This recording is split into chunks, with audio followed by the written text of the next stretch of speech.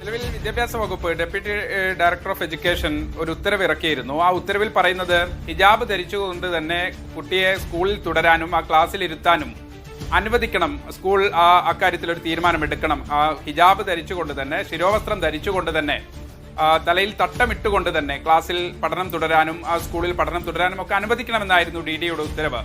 എന്നാൽ ആ ഉത്തരവ് നിയമപരമായി പല വസ്തുതകളും പിശകുണ്ട്. അതിൽ കാര്യമായ ചില തെറ്റായ വിവരങ്ങളാണ് ആ റിപ്പോർട്ടിലുള്ളത് എന്നതുൾപ്പെടെയുള്ള കാര്യങ്ങൾ ഈ സ്കൂൾ അധികൃതർ ഹൈക്കോടതിയെ സമീപിച്ച് വ്യക്തമാക്കുകയാണ്. അതുകൊണ്ട് ആ പിശകുള്ള ഒരു ഉത്തരവ് അടിയന്തരമായി സ്റ്റേ ചെയ്യണം എന്നതുൾപ്പെടെയുള്ളതായിരുന്നു ഹൈക്കോടതിയിൽ ഉന്നയിച്ച പ്രധാനപ്പെട്ട വാദങ്ങൾ. വിമല ബിനു ഉൾപ്പെടെയുള്ള അഭിഭാഷകർ കോടതിയിൽ വാദിച്ചത്, സ്കൂളിന് വേണ്ടി, സ്കൂൾ മാനേജ്മെന്റിന് വേണ്ടി ഹാജരായ അഭിഭാഷകർ ഉൾപ്പെടെ വാദിച്ചത്. എന്തായാലും ആ വിഷയത്തിൽ ഹൈക്കോടതി അങ്ങനെ ഒരു ഉത്തരവ് നൽകാൻ, DDയുടെ റിപ്പോർട്ട് അനുസരിച്ച് കുട്ടിയെ പ്രവേശിപ്പിക്കണമെന്നുള്ള ആ ഉത്തരവ്, വിദ്യാഭ്യാസ വകുപ്പിന്റെ ഓർഡർ റദ്ദ് ചെയ്യാൻ ഹൈക്കോടതി വിസമ്മതിച്ചു. ജസ്റ്റിസ് VG അരുൺ ആ വിഷയത്തിൽ സർക്കാരിന്റെ ഒരു നിലപാട് തേടിയിരിക്കുകയാണ്. അതിനുശേഷമാണ് ഏതെങ്കിലും തരത്തിലുള്ള ഒരു നടപടിയിലേക്ക് പോകുക. നമ്മൾ മനസ്സിലാക്കുന്നത് ഇങ്ങനെ ഒരു ഇന്ററിം സ്റ്റേ, ഇടക്കാല സ്റ്റേ ആ വിഷയത്തിൽ വേണം എന്നാവശ്യപ്പെട്ട അഭിഭാഷകർ കോടതിയെ കൂടുതൽ ഈ വിഷയത്തിൽ പ്രസ് ചെയ്തു എന്നാണ്. പക്ഷേ കോടതി അത് അംഗീകരിച്ചില്ല.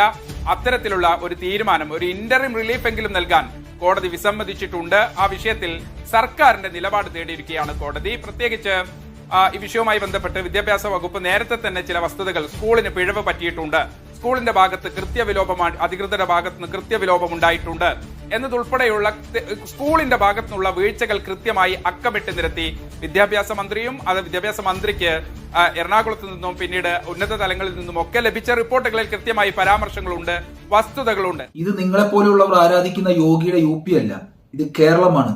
മതസൗഹാർദ്ദത്തിന് പേരുകേട്ട, എന്നും മതസൗഹാർദ്ദത്തോടുകൂടി മാത്രം മുമ്പോട്ട് പോകുന്ന പച്ച മനുഷ്യരുള്ള കേരളം. നിങ്ങളുടെ ഒന്നും യാതൊരുവിധ ഉഡായിപ്പ് പരിപാടികളും കേരളത്തിന്റെ മണ്ണിൽ വില പോവില്ല. ഒരു വിഭാഗം ആളുകളുടെ കയ്യിൽ നിന്നും കാശ് വാങ്ങി അവരുടെ തീട്ടം തിന്നാൻ വേണ്ടി കാണിക്കുന്ന ഈ ഉഡായിപ്പുകൾ കേരളത്തിലെ ചോറ് കഴിക്കുന്ന ഓരോ മലയാളി മക്കൾക്കും മനസ്സിലാവും. ഹിജാബ് ധരിച്ച ഒരു കുട്ടി നിങ്ങളുടെ സ്കൂളിൽ പഠിക്കുന്നുവെങ്കിൽ, ആ കുട്ടിയുടെ ഹിജാബ് കാണുമ്പോൾ നിങ്ങൾക്ക് പൊള്ളുന്നുവെങ്കിൽ, നിങ്ങൾ ആ ജോലി റിസൈൻ ചെയ്തിട്ട് വേറെ പണിക്ക് വല്ലതും പോകണം. അല്ലാതെ അതിനകത്ത് കടിച്ചു നോക്കിക്കിടക്കുകയല്ല ചെയ്യേണ്ടത്.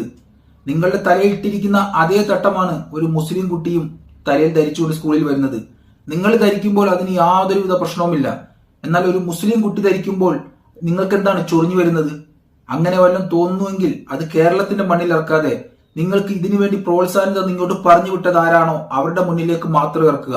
കേരളത്തിലെ മുഴുവൻ സ്ത്രീകൾക്കും അപമാനമായ പവിത്രമായ ആ വസ്ത്രത്തിൽ കളങ്കം വരുത്തുന്ന ഇതുപോലുള്ള കുറച്ച് വിഷജന്തുക്കൾ സാഹോദര്യം എന്താണെന്നും സൗഹാർദ്ദം എന്താണെന്നും മനുഷ്യത്വം എന്താണെന്നും കുടുംബ ബന്ധങ്ങൾ എന്താണെന്ന് പോലും തിരിച്ചറിയാൻ കഴിയാത്ത ഇതുപോലുള്ള കുറച്ച് വിഷവിത്തുക്കൾ, ഇവരെ പോലുള്ള വിഷവിത്തുക്കളെ നാം തിരിച്ചറിഞ്ഞ് അവരെ സമൂഹത്തിൽ നിന്ന് ആട്ടി ഓടിക്കണം.